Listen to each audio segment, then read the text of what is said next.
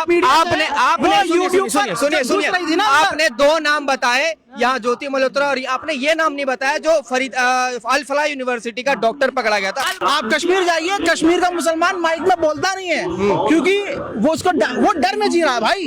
उसको लगता है अगर मेरे मन की या मेरे दिल की कोई बात निकल गई तो ऐसा ना हो वो गलत संदर्भ में जाए और मुझे गिरफ्तार कर लिया जाए कि भाई एक समुदाय या एक ग्रुप जो है हमला करता है। मैंने समुदाय की बात नहीं, मैं इसीलिए बता, आतंकवादियों की बात। आतंकवाद का तो कोई मजहब ही नहीं है, मजहब होता है एक, इस वजह से नाम मुसलमान आ जाता है। आप माने चाहे ना माने, कश्मीर के लोगों का पूरा इन्फ्लुएंस पाकिस्तान की ओर है, क्योंकि वो लोग उनके निकट रहते हैं, नजदीक रहते हैं। पाकिस्तान किसका है? सिर्फ एक लकीर खींची गई है ना, वो इतिहास गवाह है कि लकीर किसने खींची है। भाई महात्मा गांधी जी का पूरा सम्मान है, मैं कह रहा हूँ महात्मा गांधी जी नहीं है तो वो लकीर हटाओ। आपको मोदी जी पे भरोसा नहीं है? नहीं, मैं भरोसे की नहीं बात कर रहा, मैं कह रहा हूँ मैं मुसलमान हो कह रहा हूँ मुझे मोदी पे भरोसा, पूरा भरोसा है। ये चौकीदार है तो इनके अंडर हम सेफ हैं, और अगर कुछ हो जाता है तो फिर उनसे सवाल करिए आप। भाई 4 दिन में जंग की रोक दी, 6 दिन चल जाती तो माँ बहने हो जाती हमारी।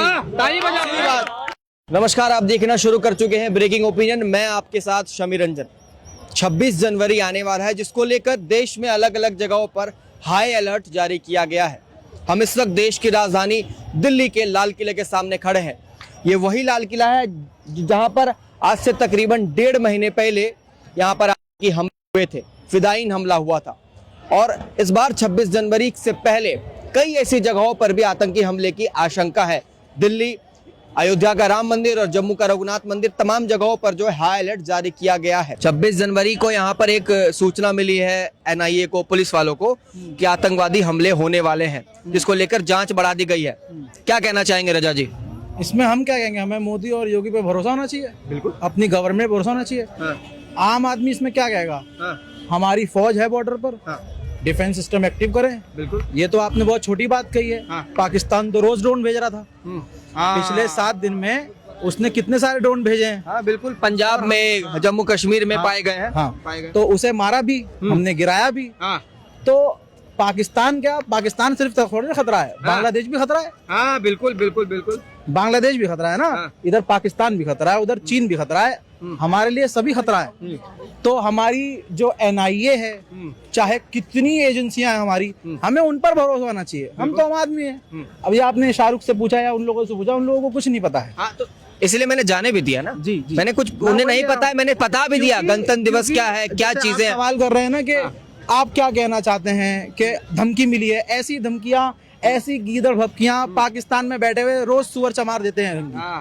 वहाँ के जो लोग हैं उनका यही काम है पाकिस्तान में। और पाकिस्तान छोड़िए, आप बांग्लादेश देखिए, बांग्लादेश धमकी दे रहा है हमको, उसकी क्या औकात है? हमने पैदा किया उसको भैया, हमारी गलती है, हमसे गलती से पैदा हो गया वो। आज उसने उसी का हाथ पकड़ लिया पाकिस्तान का। अब दोनों हो गए रिश्तेदार और सोच रहे हैं हम बाप को जो है, भाई इतने हो गए, रास्ता हाथ नहीं आएगा, और अगर रिवर्स हमने कर दिया तो बांग्लादेश भी भारत में हो जाएगा। हम तो सीधा सीधा बोल रहे हैं। लेकिन एक बात है, ये जो धमकियां आई जाती हैं, सोशल मीडिया से धमकी आती है, भाई पाकिस्तान जो UN में जाके बोलता है कि हम आतंकवाद के खिलाफ, अबे तुम खुद आतंकवादी हो। TTP कौन है? तहरीक तालिबान पाकिस्तान कौन है? तालिबान कौन है? तालिबान को सबसे पहले मान्यता देने वाला कौन है? ये पाकिस्तान ने मान्यता दी थी। तालिबान के लिए खड़ा होने वाला कौन है? यही पाकिस्तान। और आज यही जब आतंकवादी उस पर भारी पड़ रहे हैं तो ये हमारा तालिबान से कोई लेना देना नहीं है। अबे तहरीक तालिबान पाकिस्तान तो खुद पाकिस्तान के अंदर है। रजा, आपको इन सब चीजों की जानकारी है, बहुत खूबसूरत बात है। अब आपसे बात करने के भी मजा आएगा और जनता सुनेगी, उनको भी अच्छा लगेगा। जो देश के अंदर तमाम ऐसे लोग भी पाए जाते हैं जो देश के अंदर दोगलापन निभाते हैं, आतंकवादियों को जो है पनाह देने का काम करते हैं। जैसे हमने देखा जब यहाँ पर एक आतंकवादी फटा था फिदायीन हमले में, उसका जो ताल्लुकात है वो जम्मू कश्मीर से पाया गया और वहीं के लोग उन्हें खिला रहे थे, पिला रहे थे। उनका क्या इलाज है सर? उनका इलाज भाई देखिए ऐसा है, जानकारी पूरी ये है कि जिन जिन लोगों का नाम आया है जी, सब नपे हैं। आपको मोदी जी पे भरोसा नहीं है? नहीं, मैं भरोसे की नहीं बात कर रहा, मैं कह रहा हूँ, मैं मुसलमान हो कह रहा हूँ मुझे मोदी पे भरोसा, पूरा भरोसा है। मोदी छोड़िए, हमें अपनी गवर्नमेंट। अगर आपको मोदी जी पर पूरा भरोसा है तो हर बार आतंकी हमला क्यों हो जा रहा है भारत पर? तो उसमें आप क्या सोच रहे हो कि अगर भरोसा होगा तो आतंक नहीं करेंगे? आप सोचिए, सवाल तो फिर मोदी जी से भी होना चाहिए। बिल्कुल। कैसे, क्यों होगा? आपको क्यों होगा? भाई प्रधानमंत्री वो हैं, चौकीदार हमारे वो हैं, हमें उन पर भरोसा है। इतनी सारी लेयर सिक्योरिटी है। पहलगांव में आतंकवादी आए, धमाका किया और चले भी गए। हमने ऑपरेशन सिंदूर किया, सवाल ये है कि 2 दिन में बंद क्यों हुआ? किसी ऐरे गहरे नत्थु गहरे वो गुलाबी सुअर डोनाल्ड ट्रम्प, वो जो कहता है कि मैंने उसके बाप के कहने से रोका है हमने। मोदी जी कह रहे हैं अभी भी ऑपरेशन सिंदूर जारी है। अब आपके सवाल पे आते हैं, आप कह रहे हैं यहाँ आए दिन हमले क्यों होते हैं? ऐसा कह देना गलत तरफ इशारा कर रहा है कि भाई एक समुदाय या एक ग्रुप जो है हमला करता है। मैंने समुदाय की बात नहीं, मैं इसीलिए बता, आतंकवादियों की बात। आतंकवाद का तो कोई मजहब ही नहीं है, खुद कहते हैं मोदी जी। ठीक है, अब यहाँ जो अटैक हो रहा है, सिर्फ आप ये मत देखिए यहाँ अटैक हो रहा है, इसकी साजिश कितनी पहले से होगी। 26 जनवरी पर ही अटैक प्रोग्राम था जो उस दिन यहाँ फट गए नवंबर को। जी, मुझे पता है अच्छे से। और सिर्फ यही प्रोग्राम नहीं होगा, आगे पता नहीं कितने प्रोग्राम होंगे। इससे पहले भी तो पहलगाम वाला अटैक हुआ और आगे न जाने कितने होंगे। लेकिन यहाँ जो प्रशासन खड़ा हुआ है, ये जो हमारी सिक्योरिटी की लेयर्स हैं, हमें इन पर भरोसा होना चाहिए और हमें इन पर है। आप सोचिए, ये पूरा इलाका दिखाइए, इसके बावजूद इतना डर है, लोग यहाँ हजारों लाखों की तादाद में हैं। ये किस पर भरोसा कर रहे हैं? इन्हीं पे ना, ये प्रशासन पे भरोसा है। तो देखिए, आतंकवादी उनका काम ये है कि वो कुछ भी कीजिए, वो धमाका करेंगे, ये मारेंगे लोगों को, लेकिन हमें भरोसा होना चाहिए अपनी टीम पर, अपनी सिक्योरिटी पर। लेकिन उन कुत्तों का क्या इलाज है जो देश के अंदर रहकर ही आतंकवाद को पनाह दे रहे हैं? मैं तो वही पूछ रहा हूँ। मुझे 2 दिन के लिए गृह मंत्री बना दो आप। मुझे मोदी जी से बात करवा के ना 1 दिन के लिए प्रधानमंत्री बना दो। क्या जनाब, ये तो बताइए। मैं 2 चीज खत्म कर दूंगा। क्या? वो चीज का नाम ही जो है, एक बांग्लादेश, एक पाकिस्तान है।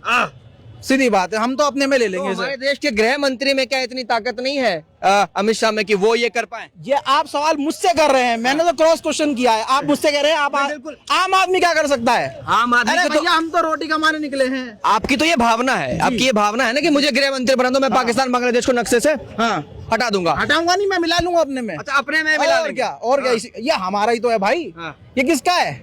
पाकिस्तान किसका है? सिर्फ एक लकीर खींची गई है ना, वो इतिहास गवाह है कि लकीर किसने खींची है। भाई, महात्मा गांधी जी का पूरा सम्मान है, मैं कह रहा हूँ महात्मा गांधी जी नहीं है तो वो लकीर हटाओ। पाकिस्तान से नहीं तो हो गया, ये तो बदला नहीं जा सकता है।